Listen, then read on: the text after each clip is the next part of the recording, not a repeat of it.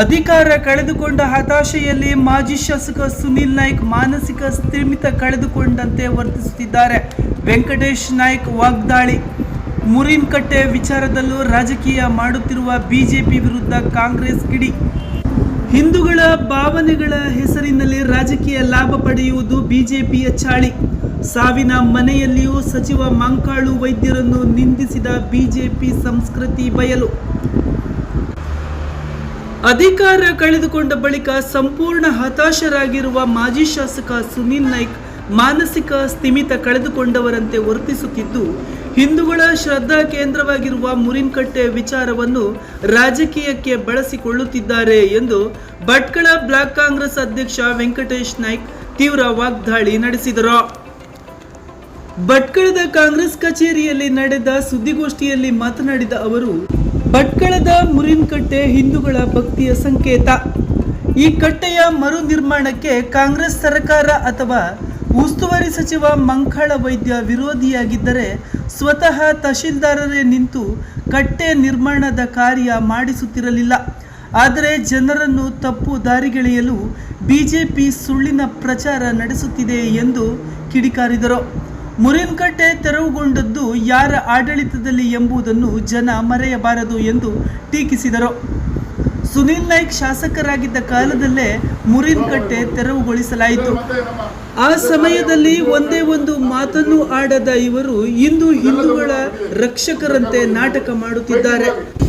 ಅಂದು ಇವರು ಮಾಡದ ಕೆಲಸವನ್ನು ಇಂದು ಸಚಿವ ಮಂಕಾಳ ವೈದ್ಯರು ಮಾಡಿ ತೋರಿಸಿದ್ದಾರೆ. ಜಿಲ್ಲಾಡಳಿತದ ವತಿಯಿಂದ ಮುರಿನಕಟ್ಟೆ ನಿರ್ಮಾಣಕ್ಕೆ ಜಾಗ ಗುರುತು ಮಾಡಲಾಗಿತ್ತು. ಸರ್ಕಾರವೇ ಮರು ನಿರ್ಮಾಣ ಮಾಡಿಸಿದ್ದ ಕಟ್ಟೆಯನ್ನು ಕಿಡಿಗೇಡಿಗಳು ಧ್ವಂಸಗೊಳಿಸಿದ್ದಾರೆ. ಪ್ರಕರಣದ ಆರೋಪಿಗಳ ವಿರುದ್ಧ ಕಠಿಣ ಕ್ರಮ ಕೈಗೊಳ್ಳಲು ಸಚಿವರು ಈಗಾಗಲೇ ಅಧಿಕಾರಿಗಳಿಗೆ ಸ್ಪಷ್ಟ ಸೂಚನೆಯನ್ನು ಕೂಡ ನೀಡಿದ್ದಾರೆ ಎಂದು ಹೇಳಿದರು. ಚುನಾವಣೆ ಸಮೀಪಿಸುತ್ತಿದ್ದಂತೆ ಬಿಜೆಪಿಗೆ ಹಿಂದೂ ಧರ್ಮ, ದೇವಸ್ಥಾನ ಮತ್ತು ಭಾವನೆಗಳ ನೆನಪು ಬರುತ್ತದೆ ಎಂದು ವ್ಯಂಗ್ಯವಾಡಿದ ವೆಂಕಟೇಶ್ ನಾಯ್ಕ್, ಜನರ ಧಾರ್ಮಿಕ ಭಾವನೆಗಳನ್ನು ಕೆರಳಿಸಿ ರಾಜಕೀಯ ಲಾಭ ಪಡೆಯುವುದು ಬಿಜೆಪಿಯ ಹಳೆಯ ಚಾಳೆ. ಸಮಾಜದಲ್ಲಿ ಶಾಂತಿ ಕದಡುವ ರೀತಿಯ ರಾಜಕೀಯವನ್ನು ಅವರು ನಿರಂತರವಾಗಿ ಮಾಡುತ್ತಿದ್ದಾರೆ. ಆದರೆ ಭಟ್ಕಳದ ಜನರು ಈಗ ಬಿಜೆಪಿಯ ನಿಜ ಮುಖವನ್ನು ಅರಿತುಕೊಂಡಿದ್ದಾರೆ ಎಂದು ಕಿಡಿಕಾರಿದರು. ಇತ್ತೀಚಿನ ಭಟ್ಕಳದ ಶಿರಾಲಿ ತಟ್ಟಿಹಕ್ಕಲಿನ ದುರಂತದ ಸಂದರ್ಭದಲ್ಲಿಯೂ ಬಿಜೆಪಿ ಕಾರ್ಯಕರ್ತರು ಸಚಿವ ಮಂಕಾಳ ವೈದ್ಯರ ವಿರುದ್ಧ ಅವಾಚ್ಯ ಶಬ್ದ ಬಳಸಿ ನಿಂದಿಸಿರುವುದು ಅವರ ಸಂಸ್ಕೃತಿಯನ್ನು ಬಟಾಬಯಲು ಮಾಡಿದೆ ಎಂದು ಟೀಕಿಸಿದರು. ಸಾವಿನ ಮನೆಯಲ್ಲಿಯೂ ರಾಜಕೀಯ ಮಾಡುವ ಹೀನ ಸಂಸ್ಕೃತಿ ಬಿಜೆಪಿಯದ್ದು.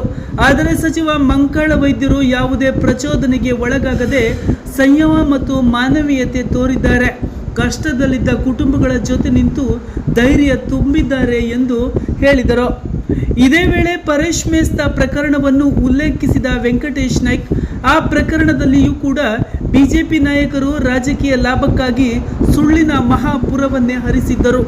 ಕುಟುಂಬದ ನೋವನ್ನು ರಾಜಕೀಯ ವೇದಿಕೆಯನ್ನಾಗಿಸಿ ಮಾಡಿಕೊಂಡರು. ಅಮಿತ್ ಶಾ ಅವರನ್ನು ಕರೆತಂದು ಭಾಷಣವನ್ನೇನೋ ಮಾಡಿಸಿಬಿಟ್ಟರು. ಆದರೆ ಕುಟುಂಬಕ್ಕೆ ನಿಜವಾದ ಕೊಡುಗೆ ಏನು ಕೊಟ್ಟಿದ್ದಾರೆ ಎಂದು ವೆಂಕಟೇಶ್ ನಾಯ್ಕ್ ಪ್ರಶ್ನಿಸಿದರು. ಮಾಜಿ ಶಾಸಕ ಸುನಿಲ್ ನಾಯ್ಕ್ ಅವರಿಗೆ ನೈತಿಕತೆ ಇದ್ದರೆ ಬಹಿರಂಗ ಚರ್ಚೆಗೆ ಬರಲಿ ಎಂದು ಸವಾಲು ಹಾಕಿದ ಅವರು, ಭಟ್ಕಳ ತಾಲೂಕಿನಲ್ಲಿ ದೇವಸ್ಥಾನಗಳಿಗೆ ಯಾರು ಎಷ್ಟು ಅನುದಾನ ನೀಡಿದ್ದಾರೆ, ಯಾವ ಸರ್ಕಾರ ಅಭಿವೃದ್ಧಿ ಕೆಲಸ ಮಾಡಿದೆ ಎಂಬುದನ್ನು ಜನರ ಮುಂದೆ ಚರ್ಚಿಸೋಣ. ದಾಖಲೆಗಳೊಂದಿಗೆ ಸತ್ಯ ಹೊರತೆಗೆದರೆ ಬಿಜೆಪಿ ನಾಯಕರ ಮುಖವಾಡ ಕಳಚಿ ಬೀಳಲಿದೆ ಎಂದು ಅವರು ಆಕ್ರೋಶ ವ್ಯಕ್ತಪಡಿಸಿದರು. ಪತ್ರಿಕಾಗೋಷ್ಠಿಯಲ್ಲಿ ಸಚಿವ ಮಂಕಾಳ ವೈದ್ಯರ ಅವಧಿಯಲ್ಲಿ ಮಠ ಮಂದಿರಗಳಿಗೆ ಸುಮಾರು 15 ಕೋಟಿಗೂ ಅಧಿಕವಾದ ಅನುದಾನ ಬಿಡುಗಡೆಗೊಳಿಸಿರುವ ಬಗ್ಗೆ ದಾಖಲೆಗಳನ್ನು ಬಿಡುಗಡೆಗೊಳಿಸಲಾಯಿತು. ಮತ್ತೊಮ್ಮೆ ಶ್ರದ್ಧಾಂಜಲಿಯನ್ನು ಸಲ್ಲಿಸುತ್ತಾ, ಅದೇ ರೀತಿ ಇವತ್ತು ಕರೆದ ಒಂದು ವಿಷಯ ಅಂತ ಹೇಳಿದ್ರೆ, ಈಗಾಗಲೇ ನಿಮಗೆ ಗೊತ್ತಿರೋ ಪ್ರಕಾರ ನಿನ್ನೆ ಏನು ಬಿಜೆಪಿಯ ಮುಖಂಡರು ಸೇರಿ ಅದರ ಮಾಜಿ ಶಾಸಕರಾದ ಸುನಿಲ್ ನಾಯ್ಕ್ ಅವರ ಒಂದು ಸಾರಥ್ಯದಲ್ಲಿ ಈ ನಮ್ಮ ಶ್ರದ್ಧಾ ಕೇಂದ್ರವಾದ ಕಟ್ಟೆ ವಿಷಯದಲ್ಲಿ ಕೆಲವು ವಿಚಾರವನ್ನು ನಿಮ್ಮ ಹತ್ರ ಅವರು ಹೇಳಿಕೊಡಿದರು. ಅದಕ್ಕೆ ನಾವು ಸ್ಪಷ್ಟೀಕರಣ ಕೊಡಲಿಕ್ಕೆ ನಿಮ್ಮನ್ನು ಕರೆದಿದ್ದೇವೆ. ಬಹುಶಃ ಮುರುಗೇಕಟ್ಟೆ ಅಂತ ಹೇಳಿದ್ರೆ ನಮ್ಮೆಲ್ಲರ ಹಿಂದೂಗಳ ಒಂದು ಶ್ರದ್ಧಾ ಕೇಂದ್ರ. ಆ ವಿಷಯದಲ್ಲಿ ನಮ್ಮ ಪಕ್ಷದವರು ಇರ್ಬೋದು ಅಥವಾ ನಮ್ಮ ಸಚಿವರಾದ ಮಾನ್ಯ ಶ್ರೀ ಮಂಕಳ ಎಸ್ ವೈದ್ಯರು ಇರ್ಬೋದು, ಯಾವುದೇ ಕಾರಣಕ್ಕೂ ಅಲ್ಲೇ ವಿಷಯಕ್ಕೆ ಅವರು ವಿರೋಧ ಎಲ್ಲೂ ವ್ಯಕ್ತಪಡಿಸಲಾಗಿದೆ. ಬಹುಶಃ ನಿಮ್ಗೆ ಗೊತ್ತಿರ್ಬೋದು, ಈಗಾಗಲೇ 5 ವರ್ಷದ ಹಿಂದೆ ಏನು ನ್ಯಾಷನಲ್ ಹೈವೇ ಮಾಡಬೇಕಾದ್ರೆ ಅದು ತೆರವಾಗಿತ್ತು.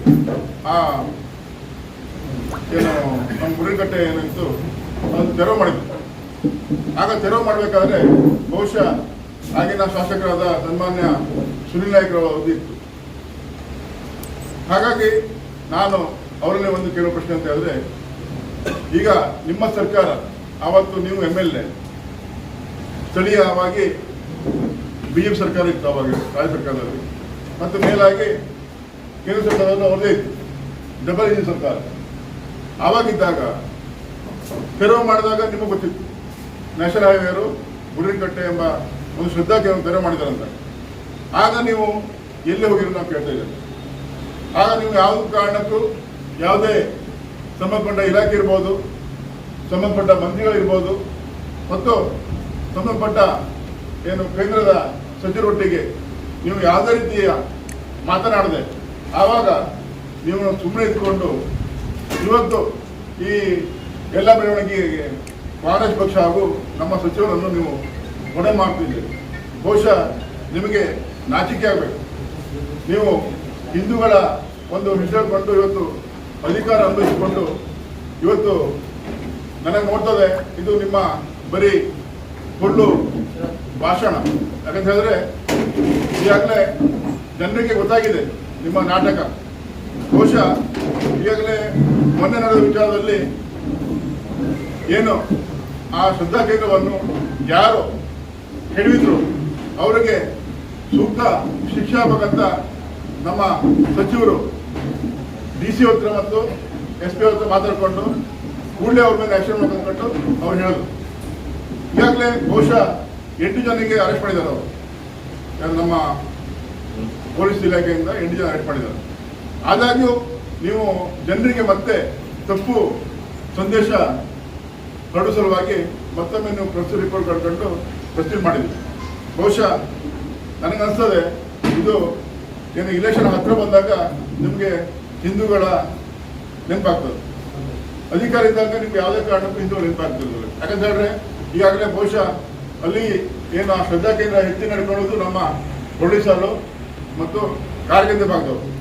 ಅವರು ಬಂದ ನಮ್ಮ ಸಚಿವರ ವಿನಂತಿ ಮಾಡಿದಾಗ ಅವರೇ ಖುದ್ದಾಗಿ ಇಲಾಖೆಗೆ ಅಂದರೆ ಅವರು ಮೊದಲೇ ಹೇಗಿತ್ತು ಅಂದರೆ ಅವ್ರು ಮಾಡಬೇಕಾದ್ರೆ ನಿಮ್ಮ ನ್ಯಾಷನಲ್ ಮಾಡಬೇಕಾದ್ರಿಗೆ ಅದು ತೆರವು ಮಾಡಿಸಿದ್ರಿ. ಅವ್ರಿಗೆ ಸೂಕ್ತವಾಗಿ ಜಾಗವನ್ನು 8x8 ಅವರು ಒಟ್ಟು ಜಾಗ ಕೊಟ್ಟವರೇ ನಮ್ಮ ಸರ್ಕಾರದವರು ಮತ್ತು ನಮ್ಮ ಮಂತ್ರಿಗಳು. ಹಾಗಾಗಿ ಅವ್ರು ಯಾಕೆ ಕೆಡವುತ್ತಾರೆ? ನೀವು ಹೇಳಿ ಕೆಡವಕ್ಕೆ ಅವ್ರು ತುಂಬ ಕಾರಣ ಅಂದ್ಕೊಂಡು ನನ್ನ ಪೇಪರ್ ಓದೆ. ಇದು ಬಹುಶಃ ಒಂಥರ ಹಾಸ್ಯಾಸ್ಪದ. ಯಾಕಂತ ಹೇಳಿದ್ರೆ ನಿಮ್ಮ ಅಧಿಕಾರದಲ್ಲಿ ಯಾವುದೇ ಒಬ್ಬ ಹಿಂದೂ ದೇವಸ್ಥಾನ ಇರ್ಬೋದು, ಹಿಂದೂಗಳಿರ್ಬೋದು, ನೀವು ಎಷ್ಟು ಸಹಾಯ ಮಾಡಿದಂತ ನೀವು ಈಗಾಗಲೇ ನಿಮ್ಮ ಏನು ಮಾಧ್ಯಮದೊಟ್ಟಿಗೆ ನಮಗೆ ಹೇಳಬೇಡ, ನೀವು ನಮ್ಮ ಪಕ್ಷಕ್ಕೆ ಏನು ಹೇಳಬೇಡ, ಜನರಿಗೆ ಹೇಳಿ. ಸುಮ್ಮನೆ ಏನೇನು ಇದು ಮಾಡಿಕೊಂಡು ಮೊನ್ನೆ ನಡೆದ ಒಂದು ದುರಂತ ಅಂತ ಹೇಳಿದ್ರೆ ನಮ್ಮ ಶಾರಳಿ ಭಾಗದವರು ಮೊನ್ನೆ 11 ಜನ ತೀರೋರು ಹಾಸ್ಪಿಟಲಲ್ಲಿ. ಅಂಥ ಸಮಯದಲ್ಲಿ ನಮ್ಮ ಸಚಿವರು ಬೆಂಗಳೂರಿನಲ್ಲಿ ಏನು ತುರ್ತು ಮೀಟಿಂಗ್ಗೆ ಬೆಳಿಗ್ಗೆ ಅವ್ರು ಹೋದಾಗ 12ವರೆಗೆ ಅವರಿಗೆ ಸುಮಾರು 12 ಗಂಟೆಗೆ 12 ಇಲ್ಲಿಂದ ಫೋನ್ ಹೋಗಿದೆ, ಏನೋ ದುರಂತ ಆಗಿದೆ. ಅವರು ಕೂಡಲೇ ಇಲ್ಲಿಯ ಎಲ್ಲ ಜಿಲ್ಲಾಡಳಿತ ಇರ್ಬೋದು, ನಮ್ಮ ಸ್ಥಳೀಯ ಆಡಳಿತ ಇರ್ಬೋದು, ನಮಗೂ ಖುದ್ದಾಗಿ ಫೋನ್ ಮಾಡಿ ಅಲ್ಲಿ ಏನು ಅವ್ರಿಗೆ ಏನು ವ್ಯವಸ್ಥೆ ಆಗಬೇಕು, ಕೂಡಲೇ ಏನು ಗಾಯಗಳಿರ್ಬೋದು ಮತ್ತು ಏನೋ ಯಾರೋ ಹೊಳೆಯಲ್ಲಿ ಮುಗಿದ್ದಾರೆ ಅವ್ರಿಗೆ ರಕ್ಷಣೆ ಒದಗಿಸಲಿಕ್ಕೆ ಕೂಡಲೇ ಕಾರ್ಯಪ್ರವೃತ್ತ ನಮಗೆ ಫೋನ್ ಮುಖಾಂತರವಾಗಿ ಅವರು ಹೇಳಿದರು. ಆದಾಗ್ಯೂ ಮತ್ತೆ ಆ ಅರ್ಧ ಮೀಟಿಂಗನ್ನು ಕ್ಯಾನ್ಸಲ್ ಮಾಡಿಕೊಂಡು ಅವ್ರಿಗೆ ಸ್ವಲ್ಪ ಫ್ಲೈಟ್ ಲೇಟ್ ಆಯಿತು ಬರೋತ್ತಿಗೆ, ಅಂದರೆ 6 ಹೊತ್ತಿಗೆ ಫ್ಲೈಟ್ ಬಂತು. ಆರು ಖುದ್ದಾಗಿ ಅಲ್ಲಿ ಬಂದ ನಂತರ ಅವರು ಸೀದಾ ಹೋಗಿದ್ದು ಆಸ್ಪತ್ರೆಗೆ. ಎಲ್ಲಿ ಫಸ್ಟಿಗೆ ಆದರ್ಶ ಹಾಸ್ಪಿಟಲ್ ಹೋದ್ರಲ್ಲಿ ಅಲ್ಲೊಂದು ಹೆಣ್ಮಗು ಇತ್ತು. ಅವ್ರಿಗೆ ಅವ್ರ ಕ್ಷೇಮವನ್ನು ವಿಚಾರ ಮಾಡಿಕೊಂಡು ಮತ್ತು ನಮ್ಮ ಕುಂದಾಪುರ ಚಿನ್ಮಯ ಹಾಸ್ಪಿಟಲಲ್ಲಿ ಅಲ್ಲೊಂದು ಒಬ್ಬ ವಯಸ್ಸಾದ ಹೆಂಗಸಿದ್ರು, ಅವ್ರಿಗೂ ಭೇಟಿಯಾಗಿ ಅವ್ರಿಗೆ ಏನು ಅಲ್ಲಿ ಏನು ವ್ಯವಸ್ಥೆ ಆಗಬೇಕು ಎಲ್ಲ ಡಾಕ್ಟರ್ ಮುಖಾಂತರ ಅಥವಾ ಅವರಿಂದ ಏನು ಹೆಲ್ಪ್ ಆಗಬೇಕು ಅದು ಮಾಡಿಕೊಂಡು ಸೀದಾ ಹಾಸ್ಪಿಟ್ಲಿಗೆ ಏನು 8 ಜನ ಆವಾಸಿಕ ಬಾಡಿ 7 ಜನ ಅವರು ಬಂದು ನೋಡಾಗ ಅವರು ಭಾಳ ಸ್ವಲ್ಪ ದುಃಖದಲ್ಲಿದ್ದರು. ಅಲ್ಲಿ ಕೆಲವು ನಿಮ್ಮಂಥ ಮಾಧ್ಯಮಗಳ ಬಂದು ಪ್ರಶ್ನೆ ಮಾಡಿದಾಗ ಅವರು ಹೇಳಿದರು, ಅಲ್ಲಿ ಮುರುಗೇನಕಟ್ಟೆ ಬಗ್ಗೆ ವಿಚಾರ ಮಾಡಿದ್ರು. ನಮ್ಮ TV9 ಇರ್ಬೋದು, ಸುವರ್ಣ ನ್ಯೂಸ್ ಇರ್ಬೋದು, ಅವ್ರಿಗೆ ಹೇಳಿದ್ರು ಅವರು, ನೋಡಿ ನಾನು ಬಂದಿದ್ದು ಈಗ, ನನಗೇನು ಕೆಲವು ವಿಷಯ ಗೊತ್ತಾಗಲಿಲ್ಲ ಇನ್ನು. ಆದರೆ ನಾನು ಅದಕ್ಕೆ ಏನು ಯಾರು ಹೊಣೆಗಾರಾಗಿದ್ದಾರೆ, ಯಾರೇ ಇರಲಿ, ಯಾವುದೇ ಕಾರಣಕ್ಕೂ ಯಾವುದೇ ಶ್ರದ್ಧಾ ಕೇಂದ್ರ ಇರ್ಬೋದು, ಅದಕ್ಕೆ ಡ್ಯಾಮೇಜ್ ಆಗಿ ನಾನು ಕೊಡುವುದಿಲ್ಲ. ಮತ್ತು ಏನು ಯಾರು ಮಾಡಿದ್ದಾರೆ ಅದಕ್ಕೆ ಅವರಿಗೆ ಸೂಕ್ತವಾಗಿ ಕ್ರಮ ತಗೊಳ್ಳೋಕ್ಕೆ ನಾನು ವಾರ್ಡರ್ ಮಾಡ್ಕೊಂಡು ಅಲ್ಲೇ ಖುದ್ದಾಗಿ DC ಅವರಲ್ಲಿ ಇದ್ದರು ಮತ್ತು SP ಇದ್ದರು, ಅವ್ರಿಗೆ ಅಲ್ಲೇ ವಾರ್ಡರ್ ಮಾಡಿದ್ರು ಅವರು. ಆದಾಗ್ಯೂ ಅಲ್ಲಿಯ ಕೆಲವು BJPಗರು ಅವ್ರನ್ನ ಕರೆದ್ರು. ಯಾರು ಆ ಮನುಷ್ಯರು ನಮ್ಮ ಸಚಿವರು ಇಲ್ಲಿ ಅಂತ ಏನೋ ಹೇಳ್ಬೋದು ಅಂದ್ಕೊಂಡ ಹೋದ್ರಲ್ಲಿ ಹೋದಾಗ ಅವ್ರು ಕೇಳಿದ್ರು, ನೀವೇ ಅವರೇ ಹೇಳಿದ್ರು, ಅವ್ರ ಬಾಯಿ ಬಂತು, ಸರ್ ನೀವೇ ಆ ಜಾಗವನ್ನು ನಮ್ಗೆ ತೋರಿಸಿದ್ವಿ, ನೀವೇ ಮಾಡಲಿಕ್ಕೆ ಹೇಳಿದ್ವಿ ಆಯುರ್ವೇದ ಮತ್ತು ನ್ಯಾಷನಾಲಿಟಿ. ಈಗ ಏಕಾಏಕಿ ಒಂದು ಗುಂಪಿನವರು ಬಂದು ಅದನ್ನು ಕೇಳಿದಾರೆ. ಅವ್ರು ಹೇಳಿದ್ರು, ನಾನು ಕೇಳಿದ್ರು, ನಾನು ಸುದ್ದಿ ಕೇಳಿದ್ದೇನೆ, ಅವ್ರಿಗೆ ಏನು ಸೂಕ್ತವಾಗಿ ಏನು ಕ್ರಮ ಆಗಬೇಕು ಅದು ದರ್ಶನ ನಾನು ಈಗಾಗಲೇ ವಾದ ಮಾಡಿದ್ದೇನೆ, ಅದು ಆಗ್ತಂತ ಅಷ್ಟೇ ಹೇಳಿದ್ದೆ, ಮತ್ತೇನೋ ಅನ್ನೋ ಪ್ರಶ್ನೆ ಕೇಳಬಾರ್ದು, ಅದಕ್ಕೆ ಅವ್ರು ಉತ್ತರ ಕೊಡಲಿಕ್ಕೆ ಅವರೇ ಅವರು ಈಗಾಗಲೇ ಹಾಸ್ಪಿಟ್ಲಲ್ಲಿ ಏನೋ ಒಂದು ಬದಿಗೆ ಹೆಣ ಉಂಟು, ಆ ಟೈಮ್ನಲ್ಲಿ ಎಲ್ಲ ಪ್ರಶ್ನೆಗೂ ಉತ್ತರ ಕೊಡಲಿಕ್ಕೆ ಆಗುದಿಲ್ಲ ಯಾರು ಕೆಲವು ವಿಷಯದಲ್ಲಿ. ಆದಾಗ ಅವ್ರೇನೋ ಹೋಗ್ಲಿಕ್ಕೆ ಮಾಡಿದ್ರು, ಅವ್ರ ವಿರುದ್ಧ ಏನೋ ಒಂದು ಕೆಟ್ಟವಾಗಿ ಘೋಷಣೆಗೆ ಹೋದ್ರು. ಆ ಘೋಷಣೆಗೆ ನಾವು ಪ್ರತಿಕಾರ ಮಾಡ್ತಿದ್ರು, ಆದರೆ ಅದು ಸಮಯ ಅಲ್ಲ. ಯಾಕಂದ್ರೆ BJPಯರ ಒಂದು ಮನಸ್ಸಿದ್ದಾರೆ ಬಿಟ್ಟರೆ ಅವ್ರು ಯಾವಾಗೂ ಹೆಣದ ಮೇಲೆ ರಾಜಕೀಯ ಮಾಡೋದು. ಈಗಲ್ಲ, ಅವರಿಂದ ಅಭಿನಯಿಸೋದು ಯಾವಾಗೂ ರಾಜಕೀಯ ಮಾಡೋದಲ್ಲ. ಅವ್ರು ಯಾವತ್ತೂ ರಾಜಕೀಯ ಮಾಡಿದ್ದೆ ಹೆಣದ ವಿಚಾರದಲ್ಲಿ. ಹಾಗಾಗಿ ಅವರಿಗೆ ಮನುಷ್ಯನ ಒಂದು ಮಾನವೀಯತೆಯ ಗುಣನ ಅವ್ರ ಹತ್ರ ಇಲ್ಲ ಅಂತ ನಾನು ಹೇಳ್ಬೋದು. ಈಗಾಗಲೇ ಸುನೀಲ್ ನಾಯ್ಕರವರು ಏನೋ ಬಹಳ ಹಿಂದೂಗಳ ಅಸ್ಮಿತ್ ಅಂತ ಹೇಳ್ಬಿಟ್ಟು, ಹಿಂದೂಗಳ ಅಸ್ಮಿತ್ ಯಾವಾಗ ಹಾಳಾಗಿದೆ ಅವ್ರು ಹೇಳ್ಬೋದಲ್ಲ. ಖಾಲಿ ದೇವಸ್ಥಾನ ಕಟ್ಟರು ಮಾತ್ರ ಹಿಂದೂಗಳ ಅಸ್ಮಿತ್ ಉಳಿದಿಲ್ಲ. ಹಿಂದೂಗಳಿಗೆ ಅವ್ರು ಬೇಕಾದ ಸಮಯದಲ್ಲಿ ಅವ್ರ ಶಿಕ್ಷಣಕ್ಕೆ, ಅವ್ರ ಆರೋಗ್ಯಕ್ಕೆ ನೀವು ಏನು ಹೆಲ್ಪ್ ಮಾಡಿದ್ರೆ ನಮಗೆ ನಮ್ಮ ತಿಳಿಸಬೇಡ, ನೀವು ಜನರಿಗೆ ತಿಳಿಸಿ, ಸ್ವಲ್ಪ ಸಾರ್ವಜನಿಕರಿಗೆ ನೀವು ತಿಳಿಸಿ. ಜನ ಆವಾಗ ಹೇಳ್ತಾರೆ, ಏನೋ ಇಲೆಕ್ಷನ್ ಹತ್ರ ಬಂದಾಗ ನಿಮ್ಗೆ ಏನೇನೋ ಸುದ್ದಿ ಆಗ್ತದೆ.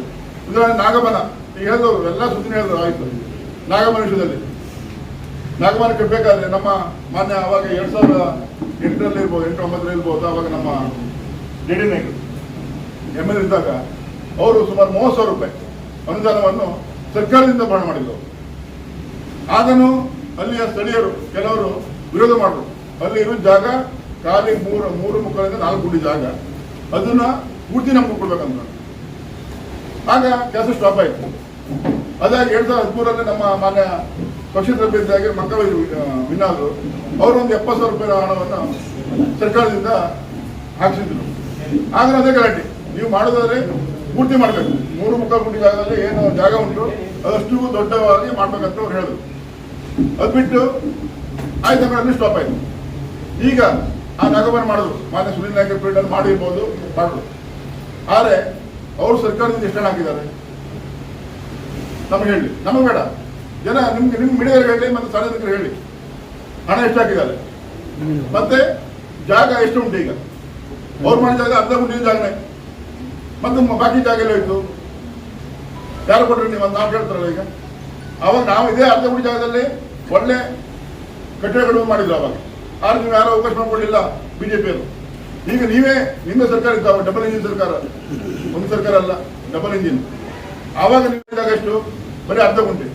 ಹಾಗಾಗಿ ನಮಗೆ ಒಂದು ವಿಷಯ ಗೊತ್ತುಂಟು, ಈಗ ನಾವು ಹಿಂದೂಗಳಿಗೆ ಅಥವಾ ಹಿಂದೂಗಳ ದೇವಸ್ಥಾನ ಇರ್ಬೋದು, ಹೀಗೆ ನಮ್ಮಂದ್ರೆ ಯಾವುದೇ ರಾಜಕೀಯ ಪಕ್ಷ ಇರ್ಬೋದು, ಎಲ್ಲ ಧರ್ಮದವರನ್ನು ಪ್ರೀತಿಯಿಂದ ಕರ್ಕೊಂಡು ಹೋಗ್ಬೋದು. ಒಂದು ಕ್ಷೇತ್ರ ಅನ್ಯೋನ್ಯವಾಗಿ ಸಂತೋಷವಾಗಿ ಜೀವನ ಸಾಗಿಸಬೇಕಾದ್ರೆ ಎಲ್ಲ ಧರ್ಮದವರು ಇರ್ಬೋದು, ಎಲ್ಲ ಜಾತಿ ಜನಾಂಗದವರನ್ನ ವಿಶ್ವಾಸ ತಗೊಂಡು ಹೋದಾಗ ಮಾತ್ರ ಆ ಕ್ಷೇತ್ರ ಅಭಿವೃದ್ಧಿ ಆಗ್ತದೆ, ದೇಶ ಉದ್ಧಾರ ಆಗ್ತದೆ. ನೀವು ಹಾಗಲ್ಲ, ಖಾಲಿ ಒಂದು ಭೂಮಿ ಮೇಲೆ ಇನ್ನೊಂದು ಗೊಮ್ಮೆ ಎತ್ಕೊಟ್ಕೊಂಡು ಮೊನ್ನೆ ನೀವು ಏನು ಭವಿಷ್ಯದ ಜಗಳ ಮಾಡೋದು ಮಾಡಿ. ಈಗ ನಮ್ಮದು ವಾಕ್ ಸ್ವಾತಂತ್ರ್ಯ ಇರ್ಬೋದು, ಅಧಿಕಾರ ಉಂಟು ನಮಗೆ, ನಮ್ಮ ಸರ್ಕಾರದಲ್ಲಿ ನಮ್ಮ ಭಾರತೀಯ ಇದರಲ್ಲಿ ಉಂಟು, ಹಕ್ಕು ಉಂಟು, ಕೇಳೋಕ್ಕುಂಟು. ಆದರೆ ಕೇಳೋ ರೀತಿ ಸರಿಯಲ್ಲ. ಕೇಳಿದ್ದು ನೀವು ಆವಾಗ ರಾತ್ರಿಗೆ 3 ಗಂಟೆ ಸುಮಾರು ಇರ್ಬೋದು, ಕೆಲವು ನಮ್ಮ BJPಗರಲ್ಲಿ ಹೋದರು ಎಲ್ಲಿ ಕಟ್ಟಲಿಕ್ಕೆ. ಸುಳ್ಳಿಕ್ಕೆ ಯಾಕೆ ಹೋಗಲಿಲ್ಲ ನೀವು ಹೋಗಿತ್ತಲ್ಲ, ಬೇರೆ ನೀವು ಹೋಗಿತ್ತಲ್ಲ. ನೀವು ಯಾರೋ ಪಾಪ ಜನ ಬಡಪಾಯಿಗಳನ್ನ ಏನೋ ಎತ್ಕಟ್ಕೊಂಡು ನೀವು ಆರಾಮ್ ಮನೆಯಲ್ಲಿ ಮನಿಕೊಂಡ್ರು. ಬಡ ಮಕ್ಕಳು ನಮ್ಗೆ ಅನಿಸ್ತದೆ ಇದೇ ಪರೇಶ್ ಮೇಸ್ತ ಕೊಲೆ ಆದಾಗ ಅವ್ರ ಹೆಸರು ಹೇಳ್ಕೊಂಡು ನೀವು ನಮ್ಮ ರಾಜ್ಯ ಸರ್ಕಾರ ಹಿಡಿದು ಕೇಂದ್ರ ಸರ್ಕಾರದವರಿಗೂ ನೀವು MLA ಆಗಿ ಅಧಿಕಾರ ಅನುಭವಿಸ್ರಿ. ನೀವು ಅವ್ರ ಕುಟುಂಬಕ್ಕಾಗಲಿ ಆ ಸತ್ತ ಹುಡುಗಿಗೆ ಏನು ಲಾಭ ಕೊಟ್ರಿ, ನೀವು ಪರಿಹಾರ ಕೊಟ್ರಿ, ನೀವು ಅಧಿಕಾರ ಅನುಭವಿಸ್ರಿ 5 ವರ್ಷರಿಗೆ ಸರ್ಕಾರ ಮಾಡ್ಕೊಂಡು ಅವ್ರ ಹೆಸರು ಹೇಳ್ಕೊಂಡು. ಇವತ್ತು ಅವ್ರ ಮನೆಯವರಿಗೆ ತಂಗಿಗೆ ನಮ್ಮ ಆಗ ಮಂಕವೈದ್ರು MLA ಇದ್ರು, ನಮ್ಮ ಉಸ್ತುವಾರಿ ಮಿನಿಸ್ಟರ್ ದೇಶಪಾಂಡೆ ಸಾಹೇಬರು ಇದ್ರು.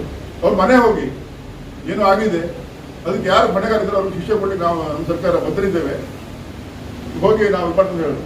ಆಗ ನೀವು ಆಗಿನ ರಾಷ್ಟ್ರಾಧ್ಯಕ್ಷರು ಯಾರೋ ನಮ್ಮ ಅಮಿತ್ ಶಾ ಕರ್ಕೊಂಡು ಬಂದರು. ನೀವು ಅವಾಗ ಬಂದು ನೀವು ಹೇಳು ನಾವು ಜಾಬ್ ಕೊಟ್ಟು ನೀವು ಹೆದರಬೇಡಿ, ಮುಂದೆ ಸರ್ಕಾರ ನಮ್ಮ ಬಂದರೆ ಈ ಕೇಸನ್ನು ಜರೂರಾಗಿ ನಾವು ತನಿಖೆ ಮಾಡಿ ಸೂಕ್ತ ಕ್ರಮ ತಗೋಬೇಕು.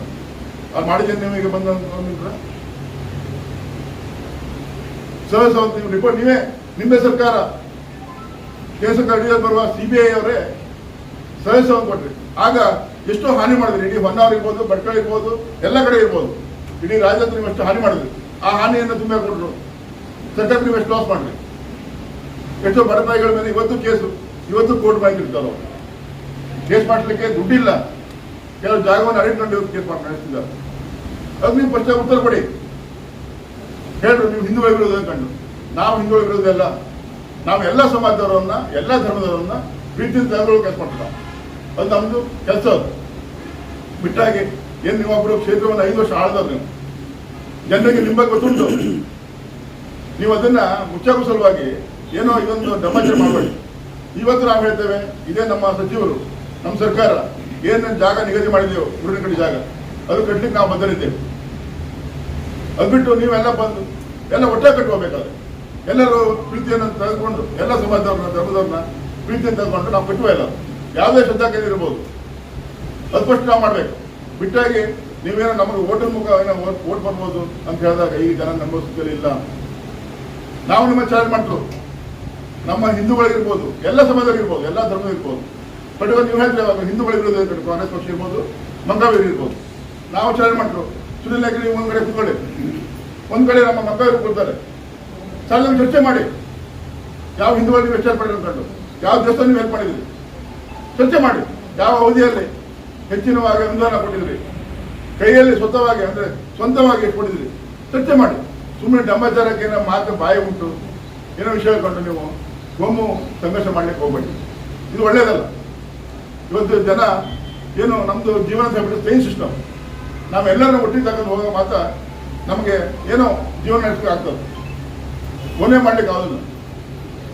ನೀವು ಬಾಕಿ ವಿಚಾರ ಮಾಡಿ. ಈಗಾಗಲೇ ಮೊನ್ನೆ ಜನ ಏನೋ ಪಾಪ 11 ಜನ ಸತ್ತರು, ಅವ್ರ ಪರಿಹಾರಕ್ಕೆ ನೀವು ಹೆಚ್ಚಿನಾಗಿ ಆಗರಿಸಿ ನಾವು ಒಪ್ಕೊಳ್ತೇವೆ. ಅದನ್ನ ಬಿಟ್ಟುಕೊಂಡು ನೀವು ಆವತ್ತು ಇದು ಮಾನವೀಯತೆ ಉಂಟಾ BJPಯವರಿಗೆ? ನೀವು ಇದರಲ್ಲಿ ಖುದ್ದಾಗಿ ಸುನಿಲ್ ನಾಯ್ಕ ನೀವು ಇದರಲ್ಲಿ ನೀವು ಅವ್ರು ಹೇಳ್ಬೋದಲ್ಲ, ಈ ಟೈಮ್ನಲ್ಲಿ ಕೇಳಿಸೋದಿಲ್ಲ ಅಂತ ಮಿನಿಸ್ಟ್ರಿಗೆ ನೀವೇ ಕಟ್ಟಿರ್ಬೋದು ಅವ್ರಿಗೆ. ಅದು ಜನರಿಗೆ ನೀವೇ ತಿರುಗಿ ಯಾಕೆ ಆಗ್ಬಾರ್ದು? ನಿಮ್ಗೆ ಗೊತ್ತುಂಟಲ್ಲಿ ಯಾವ ಸುತ್ತಲಿದ್ರು ನಾವು ಆವತ್ತು ಒಂದು 8 ಜನ ಹೀರೋ 7 ಜನ ಬಾಡಿ ಇದೆ ಅಲ್ಲಿ, 7 ಜನ ಬಾಡಿ ಇದೆ ಅಲ್ಲಿ ಹಾಸ್ಪಿಟಲ್. ಅಂತರದಲ್ಲಿ ನೀವು ಆ ಟೈಮ್ನಲ್ಲಿ ಒಬ್ಬ ಸಚಿವರಿಗೆ ಕೇಳಬಾರ್ದು ಪ್ರಶ್ನೆ ಕೇಳ ಆ ಸಂದರ್ಭ ಯಾವುದು? ಅವ್ರು ಸತ್ತರೆ ಅವರೆಲ್ಲ ಹಿಂದೂಗಳೇ. ನೀವು ಹೇಳಿದ್ರೆ ಹಿಂದೂಗಳ ನಾಯಕ ಅಂತ ಹೇಳಿದ್ರು, ಹಿಂದೂಗಳೆಲ್ಲರೂ ಎಲ್ಲರೂ ಹೆಲ್ಪ್ ಮಾಡಿದಾರೆ ಅಲ್ಲಿ. ಸುದ್ದಿಗೋಷ್ಠಿಯಲ್ಲಿ ಜಿಲ್ಲಾ ಕಾಂಗ್ರೆಸ್ ಉಪಾಧ್ಯಕ್ಷ ರಾಮ ಮೊಗೇರ್, ನಾರಾಯಣ ನಾಯ್ಕ್, ಹಾಗೆಯೇ ಭಟ್ಕಳ ಬ್ಲಾಕ್ ಕಾಂಗ್ರೆಸ್ ಕಾರ್ಯದರ್ಶಿ ಸುರೇಶ್ ನಾಯ್ಕ್, TD ನಾಯ್ಕ್, ರಮೇಶ್ ನಾಯ್ಕ್, ಗ್ಯಾರಂಟಿ ಯೋಜನೆಗಳ ರಾಜ್ಯ ಅಧ್ಯಕ್ಷರಾದ ರಾಜು ನಾಯ್ಕ್, ಸುಧಾ ನಾಯ್ಕ್, ನಯನಾ ನಾಯ್ಕ್, ಜಯಶ್ರೀ ಮೊಗೇರ್, ಮಂಜುನಾಥ್ ನಾಯ್ಕ್, ಭಾಸ್ಕರ್ ಮೊಗೇರ್, ಹಾಗೆಯೇ ನಾಗರಾಜ್ ನಾಯ್ಕ್ ಸೇರಿದಂತೆ ಹಲವರು ಉಪಸ್ಥಿತರಿದ್ದರು. ಕರಾವಳಿ ಸಮಾಚಾರ ನ್ಯೂಸ್ ಬ್ಯೂರೋ.